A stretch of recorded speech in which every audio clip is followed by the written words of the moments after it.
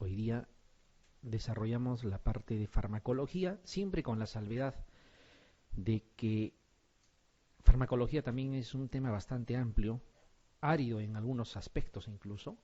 En ese entender vamos a intentar abarcar la parte, digamos, de conceptos básicos y conceptos operativos también que debemos de conocer, que practicar, que recordar, y haremos un poquito de énfasis en la parte de terapia antimicrobiana, con la única aclaración de que según vayan avanzando los demás segmentos, obviamente van a tener que tocar parte de la farmacología de los, valga la redundancia, fármacos propios de cada tema, ¿no?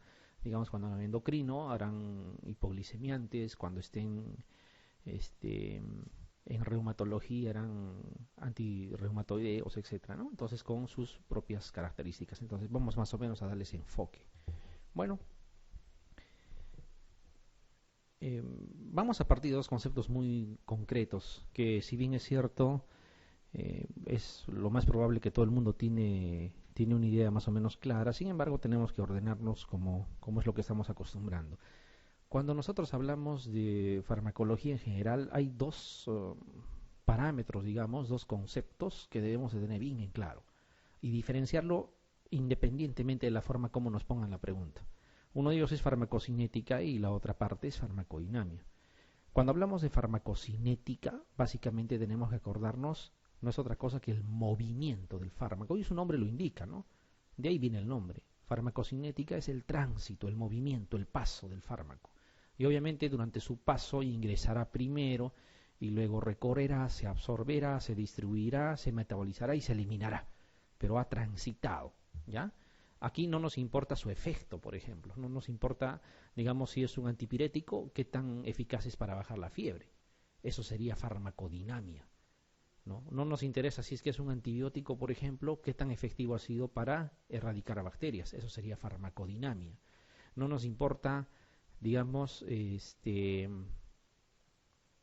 si estamos hablando de un producto antineoplásico, seguramente qué tanto puede inhibir la replicación celular, digamos, de las células neoplásicas. Entonces, farmacodinamia es una cosa y farmacocinética es otra. Como su nombre lo indica, farmacocinética es básicamente eso, el recorrido, el movimiento del fármaco desde que ingresa hasta que sale, digamos que diciéndolo de una forma criolla, ¿no?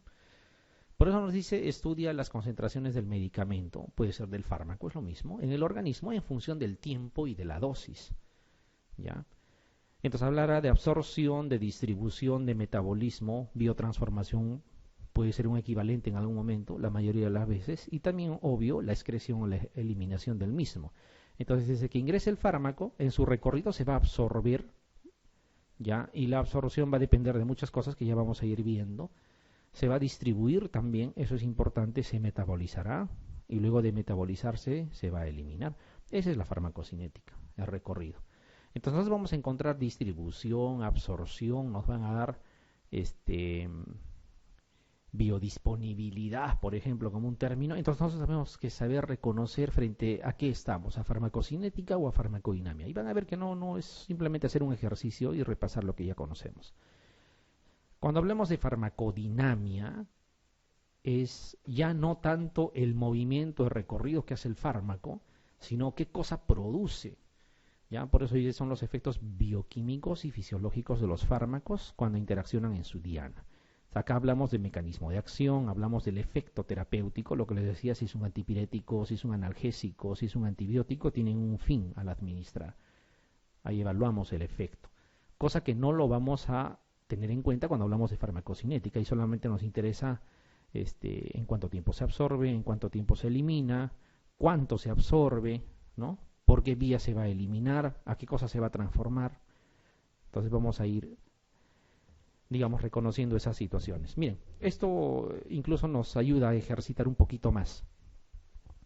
Dice farmacocinética y farmacodinamia, justamente para que podamos distinguir. Miren, farmacocinética, movimiento del fármaco, recorrido del fármaco, tránsito del fármaco por el organismo, ¿no es cierto? Entonces tiene que ver con el fármaco. Farmacocinética tiene que ver con el fármaco, ¿ya? Lo que hemos dicho, absorción, distribución, metabolismo y excreción, y obviamente la concentración plasmática en algún momento vamos a tener que considerarla. Mientras que si vemos farmacodinamia, fíjense, no hablamos del fármaco, sino hablamos del organismo. Hablamos del efecto farmacológico. Ya hablamos de la concentración en el sitio de acción, del mecanismo de acción. Entonces, el fármaco, todo su tránsito y su eliminación farmacocinética. Y el efecto que vamos a conseguir, farmacodinamia, por darle más o menos una diferencia. ¿Ya? Por darle una diferencia. Porque hay preguntas tan directas como que ¿cuál de los siguientes no es un parámetro farmacocinético, por ejemplo, les pueden poner? Y les colocan vida media, les colocan concentración máxima y les ponen área bajo la curva sobre el MIC. Entonces uno tiene que reconocer si está hablando del recorrido básicamente o está hablando del efecto. Si yo digo MIC, estoy hablando de la concentración inhibitoria mínima, por ejemplo, en antibióticos, ¿no es cierto? Entonces estaría hablando del efecto que produce, sería farmacodinámico ese parámetro. Pero vamos a ir avanzando. Cuando hablamos propiamente de antimicrobianos, vale si antibióticos, antifúngicos, antiparasitarios, como quieran, en este caso han puesto como ejemplo a una bacteria, o sea, básicamente lo que es antibióticos, ¿no? Tendremos el antimicrobiano como fármaco. Tenemos la bacteria, que es donde se va a conseguir el efecto. Por eso que miren la relación antimicrobiano-bacteria, farmacodinamia, siempre relacionado con el efecto, ¿ya? El efecto cuando tomamos un antimicrobiano no es el paciente. El efecto se busca a nivel de la bacteria, ¿no? ¿En qué tiempo lo erradicamos? ¿Cuánto de dosis vamos a necesitar para lograr eso? ¿No? Si va a ser bacteriostático o bactericida. Entonces, esas relaciones son relaciones farmacodinámicas. Sin embargo, en cuánto tiempo se absorbe, qué porcentaje se elimina, por qué vía, ¿no? Etcétera, etcétera. Netamente antimicrobiano con el paciente mismo, con el organismo, a través de su recorrido nada más, eso es farmacocinética. Acá hay otra interacción que, bueno, no tiene nada que ver con ninguno de los dos conceptos, ¿no? Que viene a ser la respuesta inmune.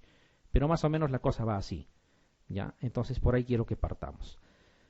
Entonces, si le queremos dar una definición, porque, bueno, tarde o temprano tenemos que recurrir a lo que está escrito. Nos dice, la farmacocinética estudia el movimiento, y su nombre lo dice, farmacocinética, ¿no? De los medicamentos o de los fármacos en el organismo, desde su liberación, pasando por la absorción, distribución, el propio metabolismo y la excreción, ¿no? Si se dan cuenta, todo eso resume el recorrido del fármaco. Vamos a decir, desde que ingresa hasta que sale del organismo. Aquí no les está hablando si fue eficaz o no, no les está hablando cuál fue el mecanismo de acción, no, simplemente su recorrido. Eso es farmacocinética. Entonces, un punto inicial e importante es lo que tiene que ver con la absorción misma del fármaco. Entonces, ¿qué cosa es la absorción? No es otra cosa que el paso del fármaco desde el exterior al medio interno. ¿Ya? Y habrá factores que van a determinar esa absorción. Va a depender mucho de esos factores, los que están viendo ahí, ¿no? A mayor concentración de un fármaco, obviamente habrá más posibilidades de absorberse. La solubilidad es igual. Los liposolubles se absorben diferente que los hidrosolubles, ¿no? Van a necesitar medios diferentes. El área de superficie absorbente es lo mismo. Tracto intestinal, por ejemplo, el intestino delgado tiene una amplia superficie de absorción si lo comparamos, digamos, con el área sublingual, que es un área limitada, ¿no? Entonces tiene que ver mucho el área de superficie absorbente. La irrigación es lo mismo, ¿ya? La irrigación es lo mismo. Y el mejor ejemplo aquí yo les puedo poner es cuando nosotros hablamos de personas que tienen, por ejemplo, problemas de vascularización, ¿no? Una persona que tiene escasa vascularización, digamos, o vascularización deteriorada, por ejemplo, a nivel de intestino, va a absorber de manera inadecuada.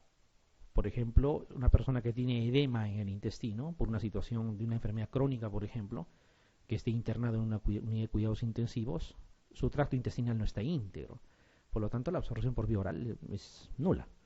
Se prefiere la vía parenteral en esa situación. Pero por el contrario, una persona que está íntegra, que su tracto intestinal está conservado, por ejemplo, probablemente la vía oral le dé también ciertas ventajas, ¿ya? Entonces, no olvidarse de esas características, ¿ya? son primero conceptos iniciales. Vamos a ir adentrándonos y centrándonos un poquito más en lo que nos compete. Aquí ya a partir de esta lámina nosotros ya vamos a ir encontrando algunas preguntas incluso de exámenes pasados cuando nos hablan de las vías de administración. Y esta clasificación es importantísima. Las vías indirectas y hay otras vías que son directas, ¿ya? Y es fácil de reconocer, ¿ya? ¿Por qué se diferencian? Porque las indirectas, como su nombre lo indica, o sea, indirectas y también se les puede llamar mediatas, ¿ya? O sea, demoran, podríamos decirlo así, mediatas o indirectas, justamente porque el fármaco necesariamente debe de atravesar epitelios, ¿ya? Y son estas vías que están acá, la vía digestiva, la vía percutánea, llamada también transdérmica, y la vía respiratoria, inhalatoria, si quieren pueden llamarle también. Ya, la digestiva comprende, obvio, la vía oral, que es la más común, pero está ahí también la sublingual y la rectal. Por cualquiera de estas vías, el fármaco debe sí o sí atravesar epitelios, cosa que no va a suceder en las otras vías de administración. Entonces, ¿por qué son indirectas? Porque previamente tienen que atravesar epitelios, por eso son indirectas. ¿Y cuáles son? Es fácil de recordar. El árbol respiratorio tiene epitelio, entonces es obvio, tiene que pasar epitelios. La vía digestiva tiene epitelio, entonces también estará dentro de ese grupo, ¿no? Y la vía percutánea transdérmica, ¿ya? Transdérmica. Bien. Aquí tenemos los ejemplos de lo que hemos dicho. Vía oral, vía sublingual y vía rectal. Todo eso es la vía digestiva. Por cualquiera de estas tres, el fármaco, antes de su absorción, tendrá que pasar a través de epitelios, sea el tracto digestivo mismo, el epitelio de la mucosa sublingual o la mucosa no rectal. Ahora, si hablamos de la vía inhalatoria, es importante recordar que el epitelio respiratorio es una barrera que hay que vencer primero, ¿ya? Por eso son vías indirectas, tienen que pasar los epitelios primeramente. La transdérmica no es otra cosa que los parches, ¿ya? Los parches, los famosos parches, ¿ya? Percutánea también se le llama, ¿no? Percutánea o transdérmica. ¿Y por qué son mediatas? Porque está claro, el concepto de inmediata es, como su nombre lo indica, sin demora, podríamos decir. Inmediatas como que va a demorar un poco más. ¿Por qué va a demorar? Porque va a pasar epitelios, ¿no? Y eso va a demorar, digamos, de alguna manera, si queremos hacer una relación. Ahora, ¿cómo nosotros podríamos recordar? Simplemente acuérdense del epitelio del tracto intestinal, respiratorio, y esto propiamente la piel, ¿no? Porque las vías directas, ¿ya? Si yo les dijera, por ejemplo, colóquenle de forma directa tal o cual fármaco, más o menos suena a ser invasivo, ¿no es cierto? Directo, de forma directa. Y justamente lo que les voy a mostrar. Aquí están las vías directas. ¿Por qué son directas o inmediatas? Porque no atraviesan epitelios. ¿Y cuáles son? Intradérmica. Para eso necesito instrumental, para colocar, para invadir, para hacer invasivo, digamos, en la administración del fármaco, hasta la dermis. Subcutánea, parecido, ¿no? Se parecen. La profundidad es lo que varía. Intramuscular. A nivel del intravascular puede ser intravenosa o intraarterial, ¿ya? Intravenosa la que más usamos. O a cualquier otra, digamos, cavidad virtual o cavidad a nivel de serosas, ¿no? Intraperitoneal, intrapleural, intraarticular, intratecal. ¿Se dan cuenta ya de algo que tiene aquí en común? Todos dice intra, intra, intra, intra y sigue con los intras. Todo el que tiene intra es vía directa, ¿ya? Es una forma de recordar. ¿Y por qué son directas? Porque no atraviesan epitelios. No necesitan atravesar epitelios. Cuando ustedes colocan una intramuscular u ordenan una intramuscular, le ayudan al fármaco, porque prácticamente el ser invasivo hace que sorteemos varias barreras y depositamos el fármaco de forma directa. Lo mismo en la vía intravascular, cuando decimos un endovenoso, por ejemplo. Ya no necesita pasar por los epitelios, por eso son directas, ¿ya? Directas. Inmediatas también porque no demoran. Las otras, recuerden, tiene que pasar epitelios. Vía digestiva, vía respiratoria y vía transdérmica, ¿no? Las otras tres.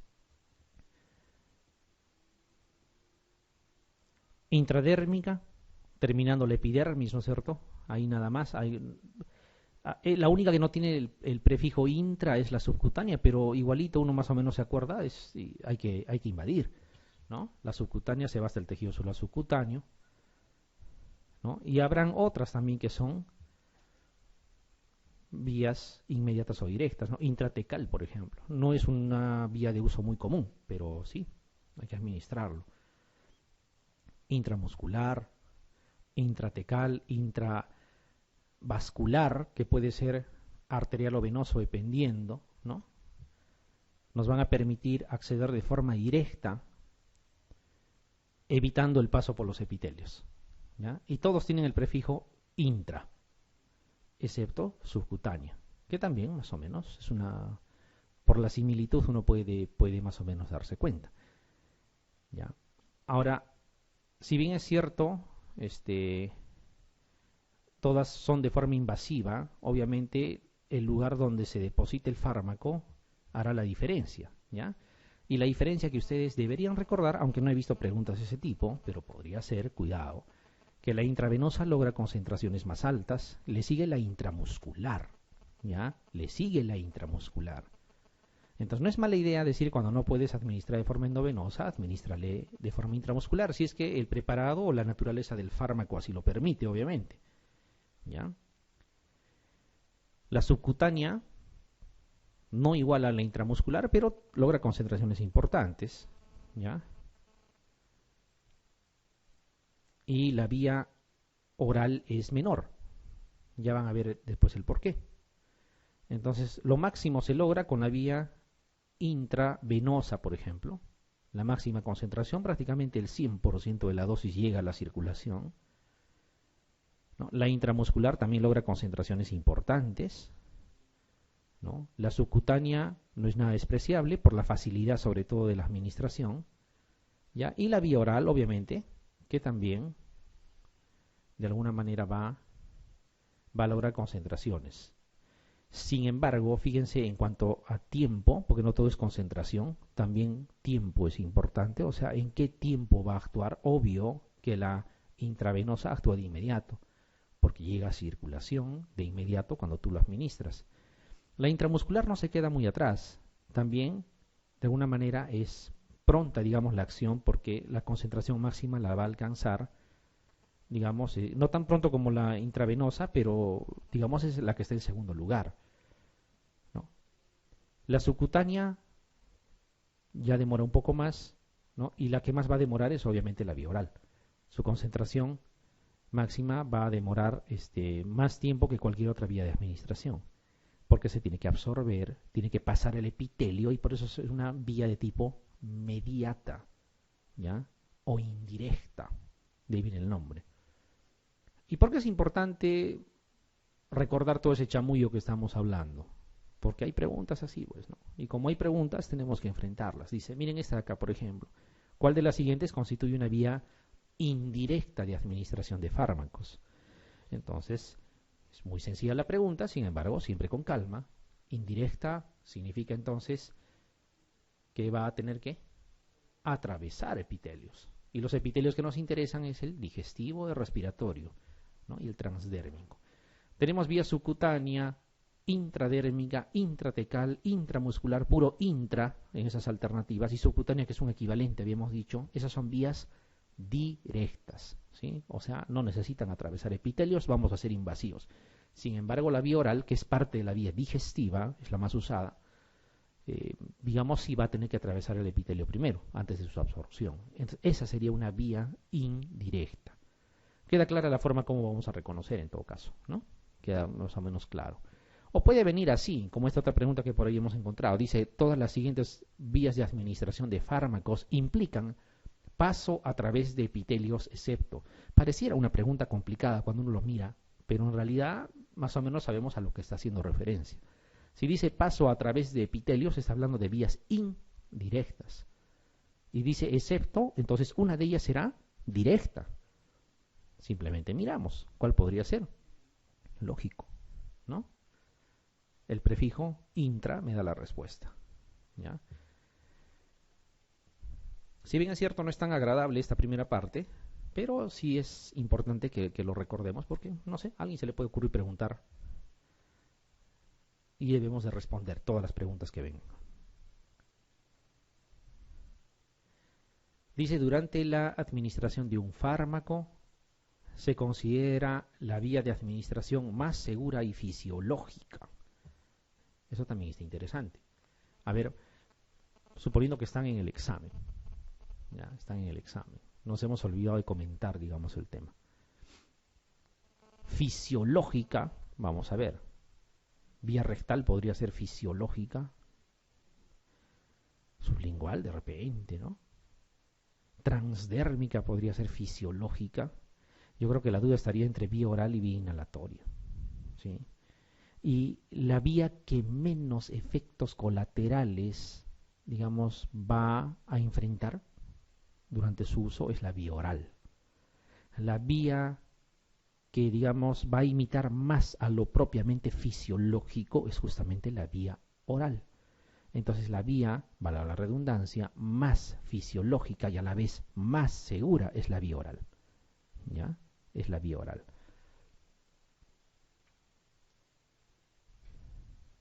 Y lógicamente también va a demorar un poco, ¿no? Va a demorar, no es de inmediata la acción. Y va a depender de la biodisponibilidad, que es un concepto importante, ¿no? Del fármaco. Si tiene buena biodisponibilidad, va a ser comparable a la vía intravenosa, solo que va a demorar un poco. Pero si hablamos de la vía, perdón, de poca biodisponibilidad, entonces lo que va a llegar a circulación es poco también, ¿ya? Ya que estamos hablando de paso a través de epitelios, ¿no? También por ahí hay preguntas más o menos así, sueltas, pero vamos a tratar de engranarlas. Dice aquí, por ejemplo, para que haya paso por los epitelios, aquí están los 4 mecanismos, ¿no? Cuando hablamos de fármacos exclusivamente, hablamos de la difusión pasiva, propiamente, ¿ya? Hablamos de la presencia de transportadores, que pueden ser aminoácidos o vitaminas, no hay otra cosa que sea transportador. Una de las dos cosas funciona como transportador a través de los epitelios cuando tratamos de fármacos.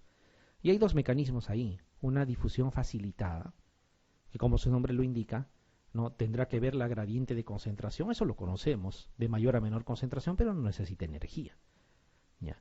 Pero el transporte activo sí, necesita gasto energético porque es en contra de la gradiente, ¿ya? En contra de la gradiente. Hay que acordarse, difusión pasiva también es a favor de la gradiente, sin ningún tipo de gasto de energía, pasa por sí solo y no hay ningún problema. Luego viene la difusión facilitada, que es muy similar a la difusión pasiva, ¿no? Pero ya necesita un cotransportador. También es de mayor a menor concentración, pero necesita digamos, un transportador para poder atravesar el epitelio. Y no gasta energía. La que necesita también su transportador y sobre eso necesita energía más que se le pueda prestar. ¿Por qué? Porque va en contra de la gradiente, es el transporte activo. Luego viene la filtración, que prácticamente hay un solo ejemplo, que tiene que ver con la membrana basal del glomérulo, ¿ya? Por los poros, ¿ya? No hay otro lugar para filtración cuando hablamos de paso a través de epitelios de los fármacos. Y la pinocitosis, que también, digamos, cobra importancia porque nos permite de alguna manera partículas que no están del todo disueltas poder, digamos, absorberlas a través del paso de los epitelios. ¿Cuál es el más común de toditos los que están acá? Difusión pasiva. ¿Ya? La difusión pasiva es el mecanismo más común y por lo tanto el más importante, ¿no? Para el paso a través de los epitelios de los fármacos, independientemente de qué tipo de fármaco estemos hablando. Aquí está más o menos lo que hemos mencionado. Difusión pasiva, ¿no? De mayor a menor concentración, ¿no? De mayor a menor concentración, sin gasto de energía, sin transportador, difusión pasiva. Cuando ya necesita el transportador, como están viendo aquí, lo que estamos señalando, es una manera esquemática de mostrarlo, ¿no? Pero aún así sigue siendo de mayor a menor concentración, ¿ya? Hablamos de difusión facilitada. Y cuando está presente también el transportador y va en contra de la gradiente, por lo tanto necesita energía, o dicho de otro modo hay gasto de energía, es el transporte activo. Entonces hay un transporte activo y un transporte pasivo. y de todos ellos el más importante, por lo común que es y por la cantidad de veces que está presente en el paso de los epitelios cuando hablamos de fármacos, es difusión pasiva. Es el mecanismo más común, el más habitual, el más importante, por la cantidad de veces, digamos, que va a participar cuando tengamos paso de fármacos a través de epitelios. Hay que acordarse de esto de acá. Y esto para recalcar nada más, dice la difusión pasiva es el mecanismo más importante, ¿ya? Y su velocidad es mayor, y esto es lógica nada más, cuanto mayor es la liposolubilidad, o sea, cuanto más liposoluble es un fármaco, más fácilmente también va a poder atravesar un epitelio, ¿no? Y cuanto más pequeño es, y eso es mucho más lógico, ¿no? También va a pasar más rápido, ¿no? Y también tiene que ver el grado de ionización. Cuanto menos grado de ionización exista, más fácil va a pasar. Entonces son tres cosas que hay que tener en cuenta. Liposolubilidad. Nos conviene que sea liposoluble, va a pasar más rápido. Tamaño. Nos conviene que sea de pequeño tamaño para que pueda pasar más rápido. Y nos conviene que no esté ionizado, ¿ya? ¿Se acuerdan que comentábamos esto cuando hablábamos de los aminoglucósidos? O sea, un fármaco de naturaleza alcalina en medio ácido se ioniza y no hay posibilidad de que pueda pasar por epitelios, ¿ya? O al menos se va a desnaturalizar en ese sentido. Y cuando un fármaco de cierta naturaleza de pH, puede ser alcalino básico, o ácido, está en un medio similar a su naturaleza, o sea, por ejemplo, un fármaco alcalino está en medio alcalino o un fármaco ácido está en un medio ácido, no va a haber esa ionización. Y al no haber la ionización, va a ser más fácil que pueda atravesar. En el caso de los aminoglucósidos, lo habíamos comentado, por eso es que no existe por vía oral. Es un grupo de fármacos de naturaleza alcalina que si hubiese preparados por vía oral, al llegar al estómago, que tiene pH ácido, habría una contrariedad en lo que es el pH y el grado de ionización impediría la absorción, y de hecho que la impediría. Ya, por eso es que no se absorbe.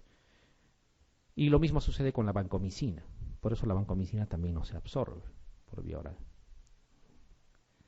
Habíamos dicho que cuando hablemos de filtración y hablemos de esos poros, nos referimos casi exclusivamente a lo que es la membrana basal del glomérulo. Digamos que quizás sea el único ejemplo donde vamos a hablar de filtración como mecanismo de paso de fármacos a través de un epitelio, ¿ya? Y hablábamos también de pinocitosis, que era un mecanismo importante porque nos iba a permitir el paso a través de un epitelio, ¿no?, de fármacos que no sean, digamos, del todo o no estén del todo disueltos, ¿ya? No hay otro mecanismo. Va a englobar, va a vesicular y va a poder atravesar por el proceso de pinocitosis. Muy bien. Entonces aquí está lo que hemos comentado. Miren, no es contradictorio, simplemente una cosa ratifica lo siguiente. El paso a través de los epitelios, de los fármacos en general, va a estar favorecido por la liposolubilidad. A cuanto más liposoluble, mejor paso por los epitelios. Sin embargo, va a disminuir o va a estar desfavorecido si más bien es hidrosoluble. O sea, uno con lo contrario. Va a estar favorecido cuanto menos sea el tamaño. A menor tamaño, más fácil. Y obviamente va a disminuir ese paso a través de los epitelios si tienen mayor tamaño. Lo mismo estará favorecido cuanto menor sea el grado de ionización. Y va a disminuir ese paso por los epitelios si el grado de ionización es mayor, ¿no? Siempre las tres cosas están ahí presentes. Y justamente aquí ya viene una pregunta más, de esas que vienen así sueltas, aisladas y parecieran que están alejados de un tema, y en realidad hemos tratado de encajarlo todo, y sí, en realidad se encaja. Dice: la absorción de un fármaco disuelto de forma incompleta se realiza mediante el siguiente mecanismo. O sea, va a atravesar por epitelios mediante el mecanismo de... ¿Qué mecanismo? Partículas no del todo disueltas, disueltas incompleta, pinocitosis, así es, ¿ya? Y es casi para lo único que sirve ese proceso cuando hablamos de paso a través de epitelios. ¿Ya? Acá nos hablan de todos los mecanismos, pinocitosis es el mecanismo. Para eso sirve, ¿ya? La pinocitosis cuando hablamos de fármacos, para eso sirve. Durante la difusión pasiva, dice, uno de los siguientes factores dificulta el paso de los fármacos a través de epitelios. Fíjense que hay un complemento a la pregunta, que más es un distractor que otra cosa. Pudo haber dicho aquí durante el transporte activo, o ha podido decir durante la difusión facilitada. Eso es un complemento. Acá simplemente tienen que ver que uno de los factores que se enumeran dificulta el paso de los fármacos a través de epitelios. No interesa el mecanismo, porque esos parámetros que se han mostrado, la liposolubilidad, el tamaño y el grado de ionización, no es particular para cada forma de transporte, es en general. Entonces hay preguntas que viene así, ¿ya? Hay preguntas que viene así. Lo extremo que he podido ver en algún caso, ya cuando nos toque lo conversaremos, por ejemplo, les dicen, como ejemplo, les dicen, la fiebre o el patrón febril en la fiebre tifoidea, por ejemplo, al tratarse de un niño de 8 años, y por eso ponen un complemento, o sea, no está en función a la edad el patrón de fiebre, está en función al patógeno, cómo lo va a causar. Eso es un complemento de la pregunta. Y a veces no es necesario tenerlo en cuenta porque puede confundirnos.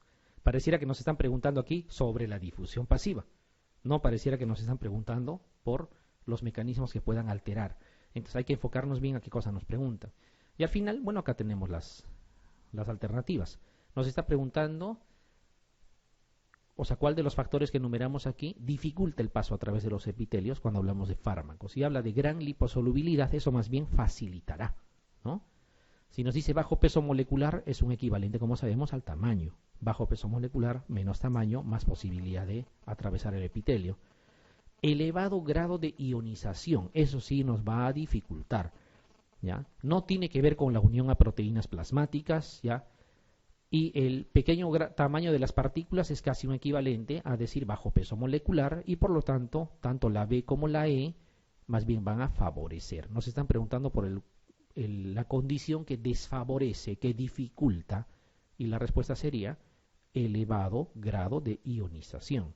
¿Qué tiene que ver con la unión a proteínas plasmáticas? Eso vamos de una vez comentándolo porque es importante que se sepa. La unión a proteínas plasmáticas lo que va a influenciar es en la vida media. Eso ténganlo ya así definido. A mayor unión a proteínas plasmáticas, mayor vida media.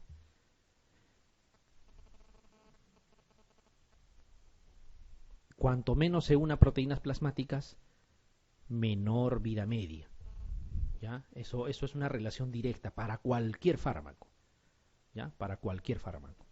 Les preguntaron la vida media en el último examen, en el examen de la residencia. Y vida media, como saben, y también está incluido en lo que vamos a comentar,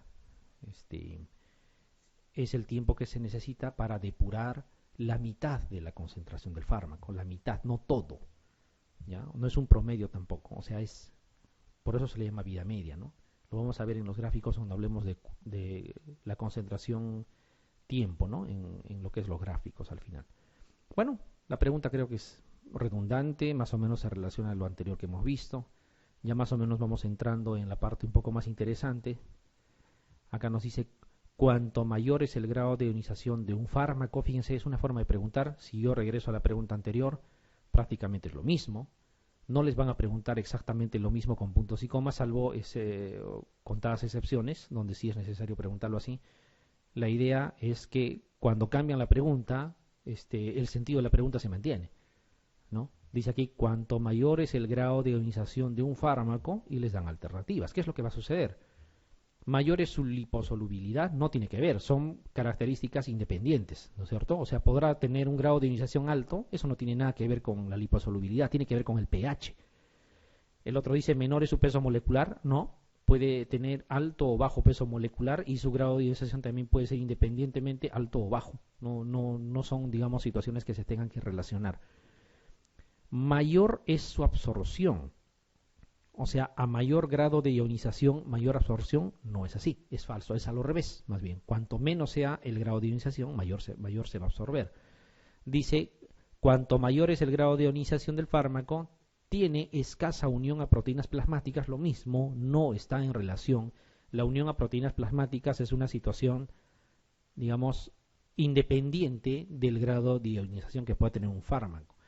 Y el otro dice, cuanto mayor es el grado de ionización de un fármaco, su absorción disminuye de forma proporcional. Cuando dice de forma proporcional, hace referencia a directamente proporcional. O sea, más ionización, menos absorción. La alternativa E.